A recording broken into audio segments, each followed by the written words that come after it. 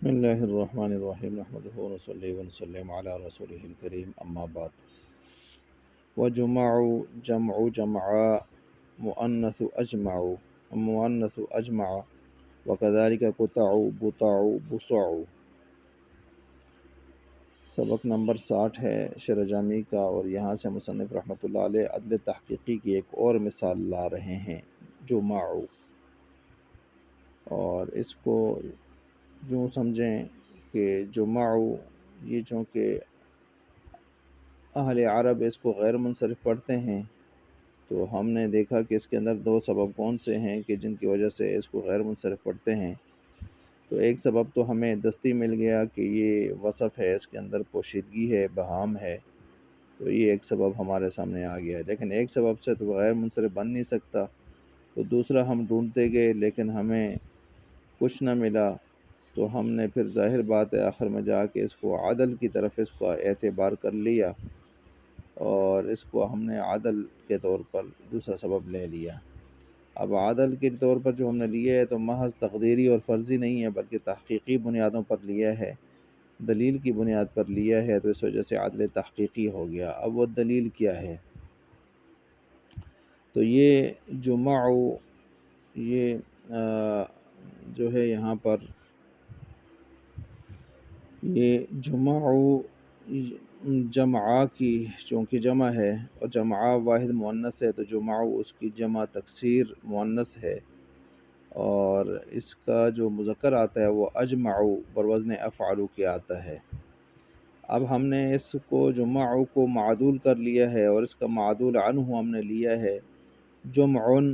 بسکون المیم، آپ کہہ دیں جمع یا جماع یا جماعات، یہ ہم نے لے لیا ہے۔ اب یہ ان کو ہم نے معدول عنہ کیوں لیا ہے؟ تو محض تقدیری اور فرضی نہیں ہے کہ ہم اس کو عدل تقدیری کہیں، بلکہ تحقیقی اور دلیل کی بنیاد پر ہم نے لیا ہے۔ اب دلیل کو سمجھنے کی کوشش کریں کہ فعلا جو ہے یہ جو وزن ہے، تو فعلا یہ وزن دو قسم پر ہے، فعلا صفتی اور فعلا اسمی۔ فعلا صفتی وہ ہوتا ہے کہ جو فعلا کے وزن پر ہو، اور فعلا کے وزن پر ہوتے ہوئے ایسی ذات پر دلالت کرے کہ جس میں وصفی معنی بھی ملحوظ ہوں، وصفی معنی کا لحاظ بھی کیا گیا ہو، جیسے حمرا پر وزن فعلا، اس کا معنی ہے سرخ عورت۔ تو اب دیکھیں یہ یہاں پر سرخی ایک وصف ہے اس کا، اس ایک ذات عورت کے اندر یہاں پر اعتبار کیا گیا ہے، اس کو فعلا وصفی صفتی کہتے ہیں۔ دوسرا فعلا جو ہوتا ہے وہ اسمی ہوتا ہے، جو فعلا کے وزن پر ہو اور ذات محضہ پر دلالت کرے، کسی وصف یا صفت کی بات نہ ہو اس میں، جیسے صحرا۔ صحرا جگہ کا نام ہے، اور جنگل کے اندر صحرا، تو اس کو ایک خاص جگہ کا نام ہو گیا۔ فعلا صفتی کا ضابطہ یہ ہے کہ اس کی جمع جو ہوتی ہے وہ فعل بسکون العین کے وزن پر ہوتی ہے، ٹھیک ہے، اور جیسے حمراء کی جمع حمر بسکون المیم آتی ہے۔ اور فعلا اسمی کا ضابطہ یہ ہے کہ اس کی جمع فعلا کے وزن پر آتی ہے یا فعلاوات کے وزن پر آتی ہے، ٹھیک ہے۔ تو اس ضابطہ نے گویا یہ ضابطہ بتا رہا ہے اس بات کو کہ جمع بفتح المیم جو ہے اس کا اصل یا تو جمع بسکون المیم ہے جو معدول عنہ ہے، اور یہ معدول ہے جمع، یا اس کا معدول عنہ جمع کا وہ جماع یا جماعات ہے۔ تو فعلا کی جو جمع کا ضابطہ ہے وہ اس نے اس بات کو بتلایا اور اس پر دلالت کی کہ یہ عدل تحقیقی ہے، ٹھیک ہے۔ تو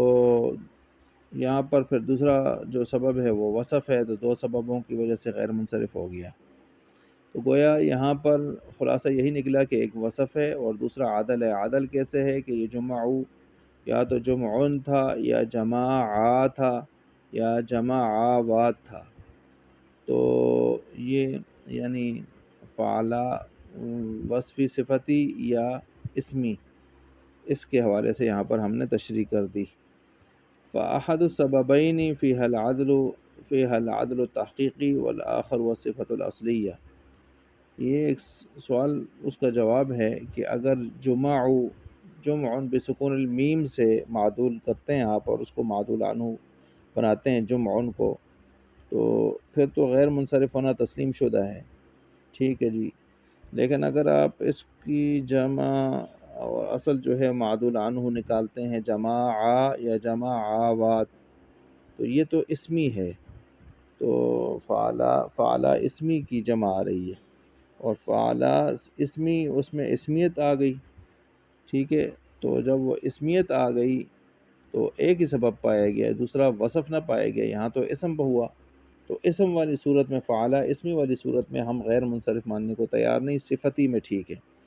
اس کا جواب شارح یہ دے رہے ہیں کہ اجمعو میں وصف اصلی موجود ہے، تو اس کی مؤنث جمعہ میں بھی وہ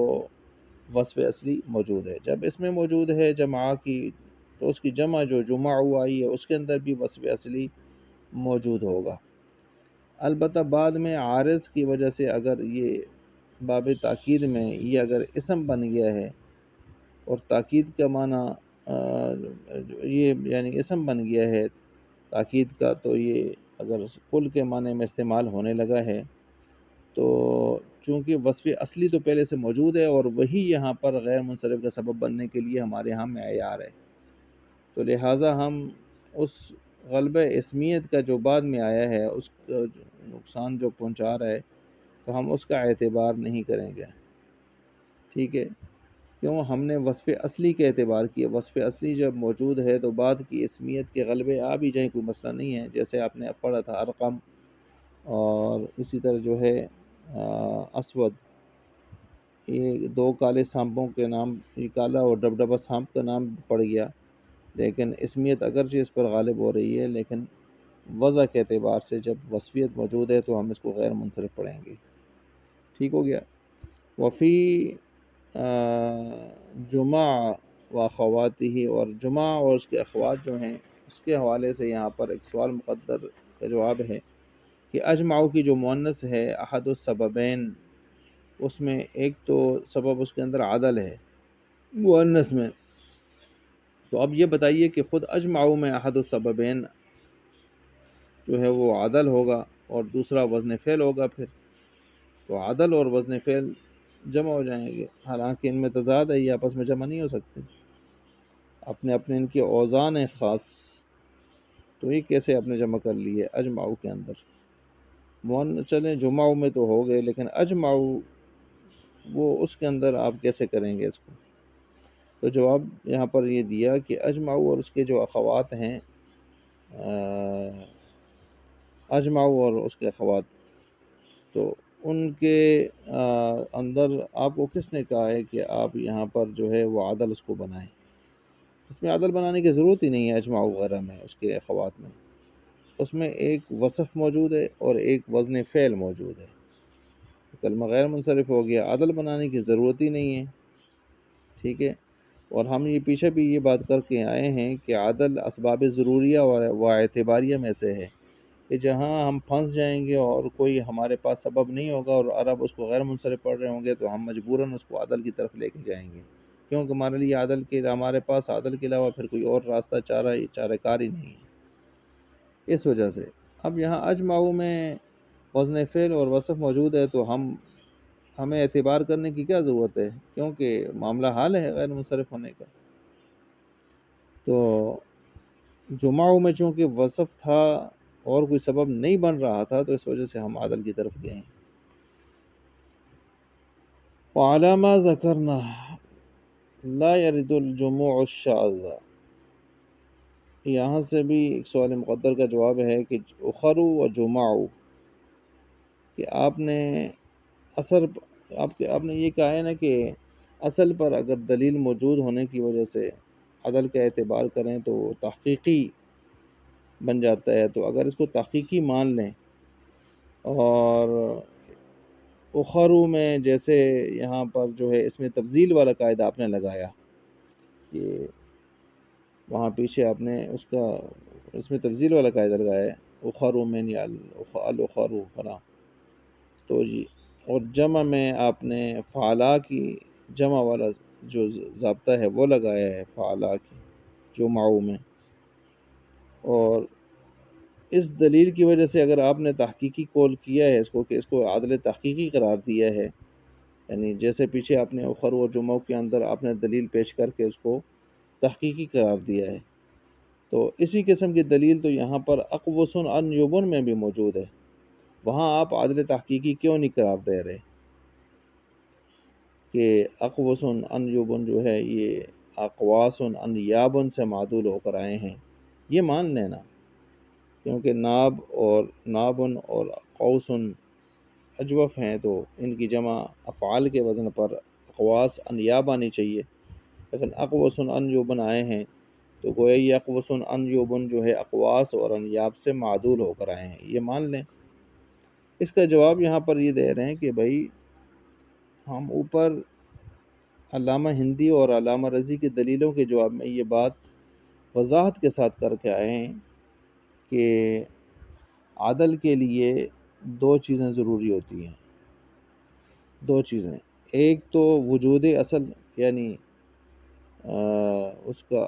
جو وجود ہے وہ اصلی اعتبار سے اس کو دیکھا جائے، اور دوسرا اصل سے معدول کے اخراج کا اعتبار بھی کرنا کہ یہ واقعی فلاں سے معدول ہو کر آیا ہے، اس کا اعتبار بھی نحویوں کے ہاں کر لیا جائے، اہل عرب کے ہاں کر لیا جائے۔